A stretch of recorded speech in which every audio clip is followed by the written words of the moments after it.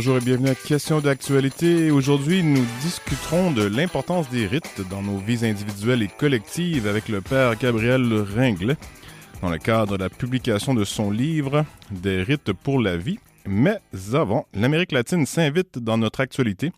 De l'Argentine au Mexique, le président Javier Milei, président argentin, a remporté une victoire législative importante confirmant la force de son mouvement, alors qu'au Mexique, des manifestations monstres se sont rendues jusqu'aux portes du Palais national de Mexico, donc la résidence présidentielle, rappelons-le. Pour en parler, nous recevons Jérôme Blanchet-Gravel, rédacteur en chef chez Libre Média et essayiste. Son dernier ouvrage, co-rédigé avec Claude Simard, intitulé 12 propositions pour un Québec vivant, publié chez Libère. Et rappelons que M. Blanchet-Gravel est aussi résident temporaire, ou du moins à 16 heures du Mexique. Donc, M. Blanchet-Gravel, bonjour et bienvenue. Bonjour, M. Labrec, vous m'entendez bien? On vous entend très bien, Premièrement, si je comprends bien, vous êtes en Argentine en ce moment. Et que faites-vous là-bas? Je suis effectivement à Buenos Aires, qui est une ville formidable, très, très organique, vivante, exceptionnelle. Il y a deux pôles en Amérique latine. Vous savez, Mexico et Buenos Aires. Bon, il y a Sao Paulo, c'est le monde lusophone. Donc, je suis ici avec Libre Média, avec mon caméraman et directeur de la production vidéo de Libre Média, Francis Denis. Nous sommes ici pour produire un documentaire complet sur la révolution Milei, pour mieux comprendre ce que ça signifie pour les Argentins, pour l'Occident et pour le monde. Donc une série de reportages et un documentaire complet, il va y avoir les deux. Et jusqu'à présent, on a interviewé beaucoup de gens, des économistes. On a même eu ce matin le mentor économique de M. Milei. Il a un portrait de lui dans son bureau, M. Benegas Lynch, qui est le mentor économique de Milei. On a réussi à l'avoir ce matin. Donc on multiplie les entrevues, c'est fort stimulant. Et rappelons que Francis Denis est aussi animateur chez Radio-VM, donc vous n'êtes jamais très loin de Radio-VM finalement. Exactement. Quelle est la popularité de Javier Milei chez les Argentins? On sait qu'il a gagné les élections présidentielles haut la main et là, il vient de remporter une victoire législative importante alors que certains prédisaient plutôt une défaite. Quelle est sa popularité? Qu'est-ce que les Argentins vous ont dit quand vous les avez rencontrés? Sa popularité est plus forte que je le pensais. On savait que c'était un phénomène véritable, c'est-à-dire populaire. Mais Milei vraiment reçoit, je pense, l'appui d'un noyau assez dur quand même ici en Argentine. D'entrée de jeu, les gens reconnaissent sa folie, c'est-à-dire elle est loco. Donc c'est très spontané chez les gens. D'abord, ils vous disent, vous savez, il est fou, mais on a besoin d'un fou pour faire vraiment le nettoyage de l'État. J'ai des remarques en ce sens continuellement. Donc, nous avions besoin d'un fou pour finalement désacraliser le pouvoir, désacraliser cette caste, faire tomber finalement cette caste de son piédestal. Le mot corruption aussi revient continuellement. Donc, évidemment, un appareil d'État qui nourrit l'entre-soi et le copinage et une sorte de capitalisme d'État. Autre fait surprenant, Philippe Labrec, c'est finalement l'opposition à Milei n'est pas constituée seulement par la gauche, mais par les impresarios, c'est-à-dire les chefs d'entreprise. Donc on aurait pu penser que Milei c'était le président du capitalisme, entre guillemets, mais finalement, ceux qui s'opposent le plus à lui, le plus fortement, oui, il y a les syndicats, oui, il y a les associations étudiantes, etc. Mais il y a surtout tous ces riches entrepreneurs qui ont bénéficié de ce capitalisme d'État, finalement. Donc, un peu le régime de subvention, là, pour faire le parallèle. Donc, toutes ces entreprises super prospères qui ont bénéficié de l'appareil d'État s'oppose fortement à Milei. Donc, c'est vraiment un phénomène qui est populaire et donc il y a des gens, beaucoup de gens des classes défavorisées, là, sans dire d'euphémisme, il y a beaucoup de gens pauvres, en fait, qui appuient Milei. Donc, ce n'est pas un truc, c'est pas aussi clair là, que les gens pourraient penser, pas gauche-droite. Ça veut dire, on sait que la droite, maintenant, rejoint beaucoup de gens des classes populaires. Maintenant, c'est vrai en France, c'est vrai ailleurs. Mais c'est plus fort. Moi, je savais qu'il y avait quelque chose, Philippe, mais je ne savais pas que c'était aussi fort que ça. Il y a un plébiscite là, vraiment en faveur de Milei ici. Là. Et ça, c'est 2 ans approximativement après sa victoire présidentielle. Là. Donc, on voit que c'était pas éphémère, ou du moins, ça semble être inscrit dans la durée. Là. Exactement, ça continue. C'est stable, c'est-à-dire Milei poursuit sur sa lancée grâce à cette victoire aux législatives très récente. Après, le taux d'abstention a été très élevé, hein. Par contre, aux dernières législatives, un taux pratiquement record d'abstention. Je pense que c'est à peu près 40% de gens qui ne se sont pas déplacés, alors que le vote est censé être obligatoire en Argentine. Donc c'est énorme et ça traduit aussi un peu le rejet de cette caste. C'est-à-dire, il y a peut-être quand même des gens, bon, à qui j'ai pas parlé, il faut dire, je l'ai moins senti, mais pour qui quand même c'est le système au complet est finalement vicié et on inclut Milei. Il faut dire que Milei est quand même impliqué dans 2 scandales de corruption, il faut le dire. Rappelons-le, le fameux scandale de la Libra, c'est cette fameuse crypto-monnaie dont il avait fait la promotion sur son compte X, et il y a des gens dans son entourage qui se sont enrichis rapidement avec cette crypto-monnaie finalement frauduleuse. Après, est-ce qu'il est tombé dans un piège? Est-ce que des gens l'ont convaincu finalement de faire la promotion rapidement de cette crypto-monnaie? On ne sait pas exactement. Donc, on reste en Amérique latine, hein? Vous savez, donc la corruption, disons, c'est pas rare là, ici. C'est vrai au Mexique, c'est vrai en Argentine. Ben, c'était vrai de Trump aussi, là, avec sa propre monnaie, sa crypto-monnaie là, qui avait mal tourné pour ceux qui avaient investi, sauf bien sûr pour les proches de Trump qui s'en étaient enrichis largement. Exact. Donc, il y a une mode aussi un peu à droite là, sur les crypto-monnaies. Ouais. Mais bref, il est pas mal comme neige, évidemment, Milei. Bon, la proximité de sa sœur aussi, très proche. Sa sœur joue un très grand rôle dans son organisation politique. Donc, il y a peut-être quand même une certaine lassitude par rapport au pouvoir en général, mais Milei, oui, poursuit sa lancée et bénéficie forcément encore d'un appui assez massif d'une population qui ne veut absolument pas retourner au péronisme, là, donc le fameux modèle argentin, un peu si vous voulez, le modèle québécois appliqué ici, là. Ouais. Donc l'intervention de l'État dans tous les secteurs. Donc il y a vraiment quand même un rejet très massif. C'est-à-dire, Milei, c'est le rejet du pire, là, c'est-à-dire on préfère encore une fois un fou, entre guillemets, parce que je dis un fou parce que c'est quand même ça. Mais on pourrait le qualifier d'anarcho-capitaliste le plus précisément en termes de thèse économique qu'il essaie de mettre en place. Si on peut dire, ça serait peut-être plus précis qu'un fou. Libéral classique. Ben, fou libéral classique, ouais. Je dis ça, c'est pas pour caricaturer, c'est parce que vraiment, il y a même des livres qui s'intitulent. Il y a au moins un livre qui s'appelle El Loco, c'est-à-dire Le Fou, Milei. C'est-à-dire, c'est pas parce que moi. Je veux pas psychologiser le personnage, mais ça fait partie du discours ambiant, là. Il est fou, mais c'est vrai qu'il s'est quand même vanté de faire de la télépathie avec des chiens qui étaient décédés, là. Donc il y a quand même quelques éléments un peu louches, là. Donc un personnage, ben c'est ça, finalement une sorte de vieux garçon sans enfant qui communique avec ses chiens morts, là. Donc c'est un peu spécial, mais donc on va lui pardonner, j'imagine. Si ça fonctionne, ça fonctionne. Ben, il est libertarien, c'est sa liberté de communiquer avec ses chiens morts. Mais c'est un personnage. Et le côté punk, hein, ça, il faut le comprendre, c'est la droite punk ici, là. C'est-à-dire, c'est la droite côte de cuir, c'est la droite. Avec la tronçonneuse. C'est la droite qui emprunte une esthétique de gauche, hein. Donc, ça, on est vraiment.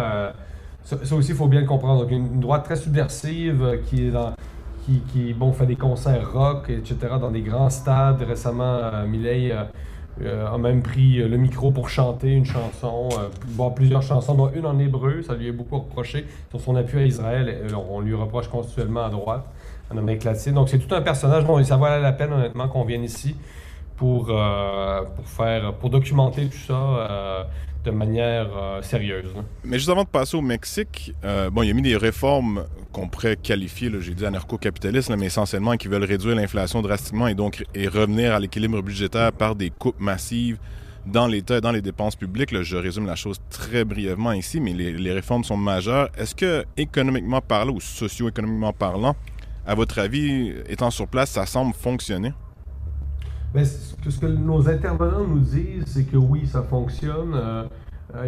Milei a déjà réduit quand même 25% des dépenses publiques, donc moins 25% de dépenses publiques, c'est arrivé très rapidement.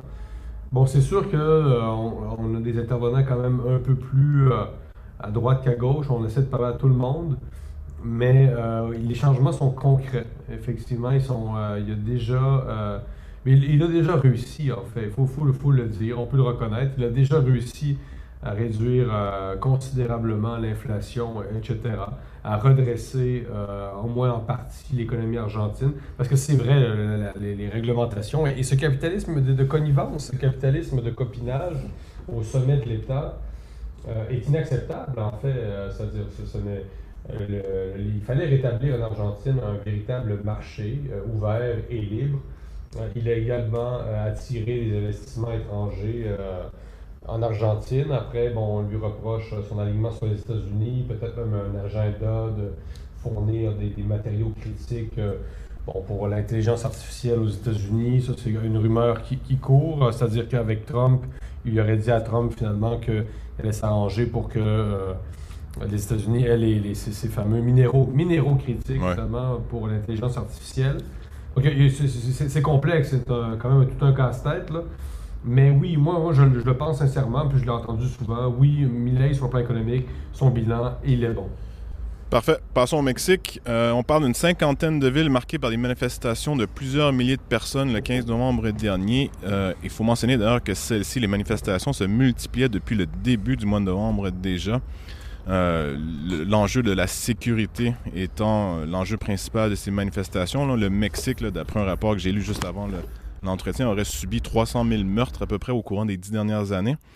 Et d'après... Pardon? Il y a plus de morts par jour au Mexique qu'en Ukraine depuis la guerre. Oui, c'est exact. Donc, c'est une guerre qui n'a pas de nom.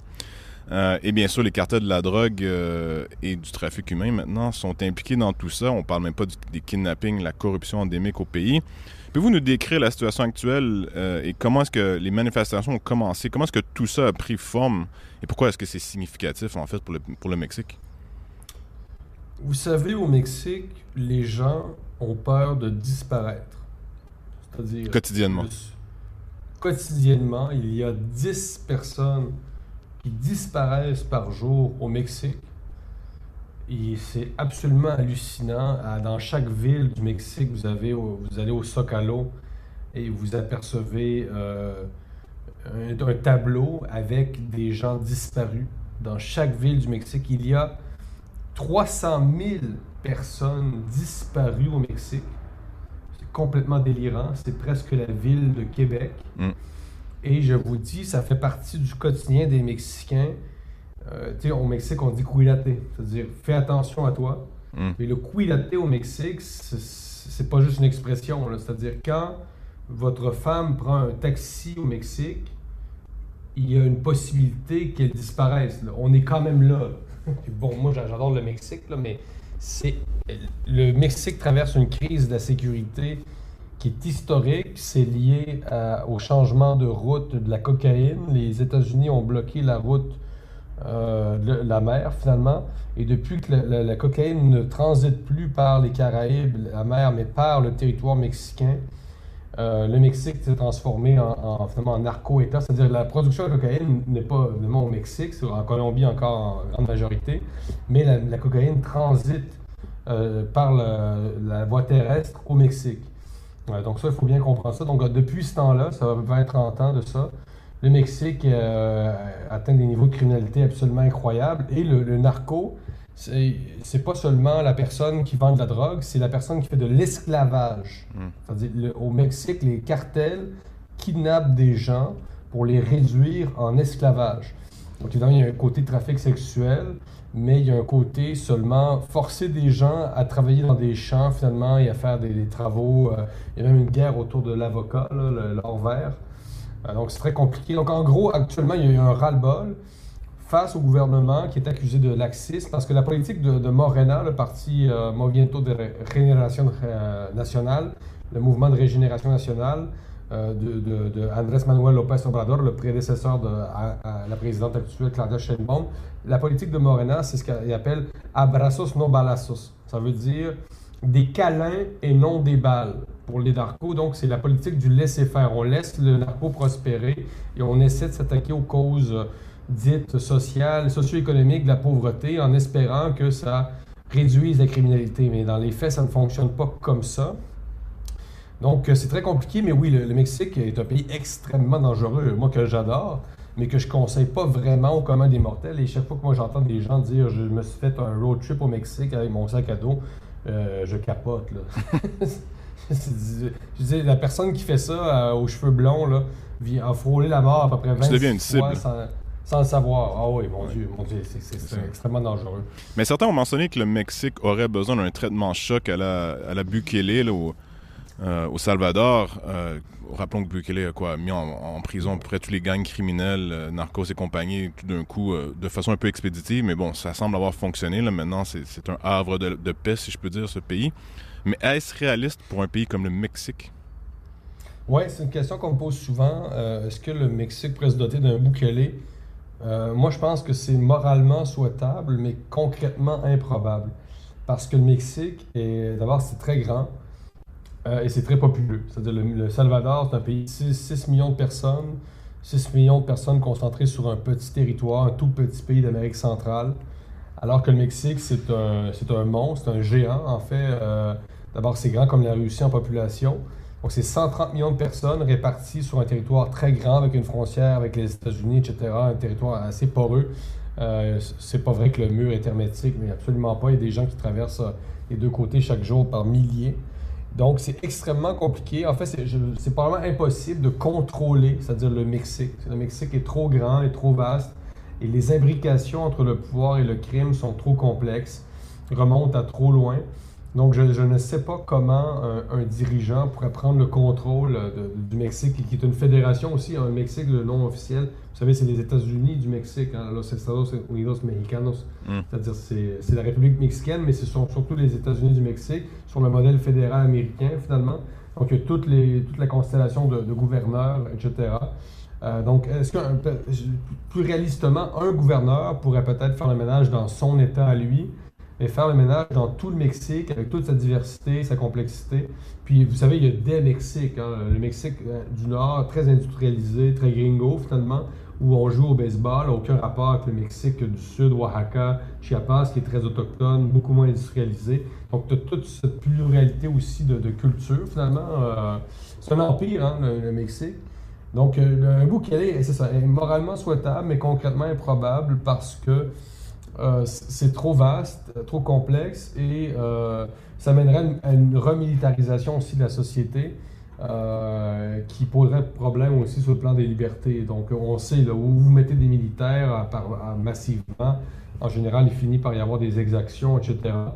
Donc, Mais rendu là, les Mexicains se disent pas c'est peut-être mieux, disons, certaines pertes de liberté individuelle et un certain militarisme, si c'est pour redresser une situation sécuritaire catastrophique. Des fois, c'est peut-être un compromis que les gens sont prêts à faire.